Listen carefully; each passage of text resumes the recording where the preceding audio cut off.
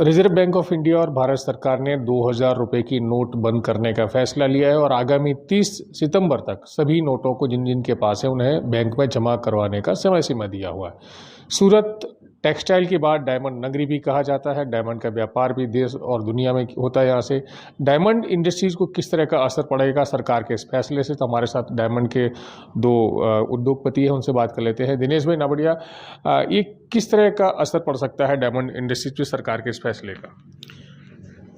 Diamond industry का जो पूरा व्यवहार है वो बैंकिंग थ्रू है। आज जो भी रॉ मटेरियल हम इंपोर्ट करते हैं बाहर से वो बैंक थ्रू आता है, कारण कि भारत के अंदर तो रॉ मटेरियल की अवेलेबिलिटी नहीं है।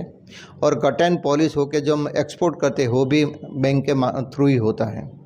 2016 के बाद कहीं डायमंड इंडस्ट्री जो बाहर के बुक्स पर काम कर रही थी, उन लोगों ने कि भी ऐसा लगा कि 2016 की नोटबंदी के कारण दिक्कत आई है, तो सब लोगों ने अपनी कंपनी खोल दी थी और अपनी कंपनी में ही कारोबार कर रहे थे। कल जो गवर्नमेंट ने और रिजर्व बैंक ने डिसीजन लिया है कि 23 मई से 30 सितंबर तक हर बैंकिंग की शाखा में और रिजर्व बैंक के आदेश के अनुसार 20,000 की नोट के क्वांटिटी के हिसाब से जमा लेंगे और उसके सामने रिप्लेसमेंट भी देने वाले हैं।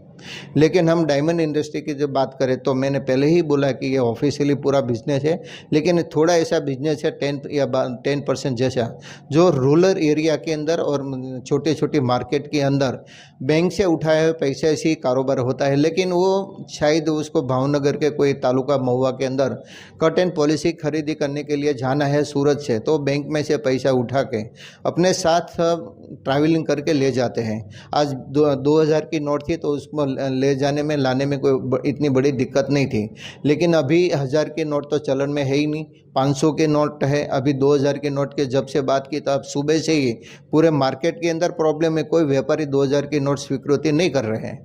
लेकिन जो ये ही नोट लेके जो कोई बाहर मार्केट के अंदर खरीदी करने के लिए, तो उसको प्रॉब्लम क्रिएट होने वाला है। तो ये खरीदी के साथ जुड़े हुए लोगों को दिक्कत आ सकती है।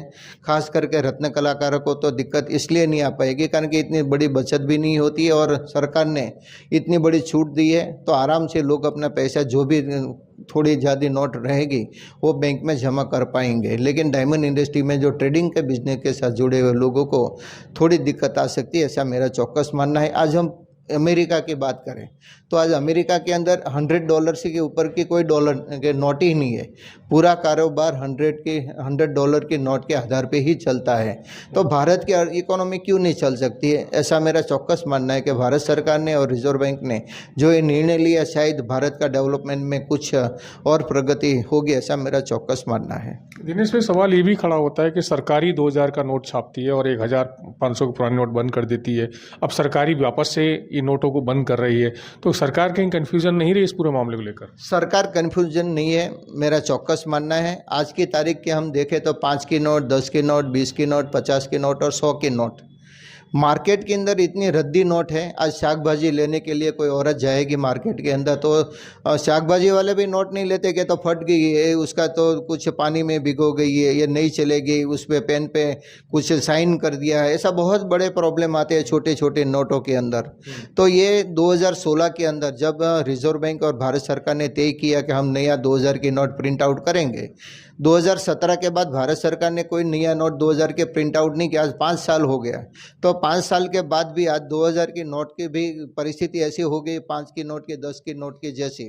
आज कोई व्यक्ति 2000 की नोट लेके बाहर जाएगा खरीदी करने के लिए और बोलेंगे तो ये रद्दी हो गई है, आपकी नोट फट गई है, तो ये 2000 छोटी रकम नहीं है, बहुत बड़ी रकम। 5 की नोट की कोई ना बोलेगा तो कोई शायद वो चला लेंगे, लेकिन कोई मार्केट के अंदर जाएंगे कि 2000 नोट तो आप बहुत अच्छी नहीं है, फटी हुई है, उसको कुछ कागज़ भी फट गया है, तो ऐसे प्रॉब्लम बहुत क्रिएट हो गए। तो अरे ऐसे देखें तो जो कल स्टैटिस्टिक्स की एनालिसिस आया तो मार्केट के अंदर अभी 2000 की जितनी प्रिंट आउट किया था उसका 6-7% ही अभी मार्केट के अंदर 2000 की नोट है। तो इससे इतना बड़ा प्रॉब्लम क्रिएट नहीं हो गया, जो हमारा चौकस मानना है। तो बिल्कुल आपने सुना दिनेश भाई नावड़िया, डायमंड उद्योगपति को क्या करें। दूसरे भाई भी हैं, आपका नाम क्या है? कल्पेश जोशी। कल्पेश भाई, आप क्या मानते हैं सरकार के इस फैसले को लेकर? नहीं, सरकार ने जो भी फैसला लिया है बहुत सोच समझ के लिया हुआ फैसला है। कल रात को जब ये पॉलिसी डिक्लेयर की गई तो कुछ लोगों को कंफ्यूजन थी इसके बारे में। कुछ लोगों को लग रहा था कि ये वन टाइप ऑफ नोटबंदी है, लेकिन ये रिजर्व बैंक की पॉलिसी के मुताबिक क्लीनिंग प्रोसेस है, करेंसी क्लीनिंग प्रोसेस है। और जहां आज सभी लोग डिजिटल इंडिया को प्रोत्साहन दे रहे हैं, यूपीआई से, नेट बैंकिंग से सब लोग ट्रांजैक्शन कर रहे हैं, तो मेरे हिसाब से किसी को बहुत ज़्यादा दिक्कत नहीं आएगी। तो बिल्कुल आपने सुना कि टेक्सटाइल के बाद सूरत की डायमंड इंडस्ट्रीज सरकार के निर्णय को किस तरह से ले रही है। ज़्यादातर इन लोगों का ये मानना है कि महज 10% डायमंड से जुड़े लोग ही हैं जिनको थोड़ा बहुत असर पड़ सकता है, बाकी व्यापार में कोई ज़्यादा असर नहीं पड़ेगा। संजय सिंह राठौड़, सूरत, आज तक।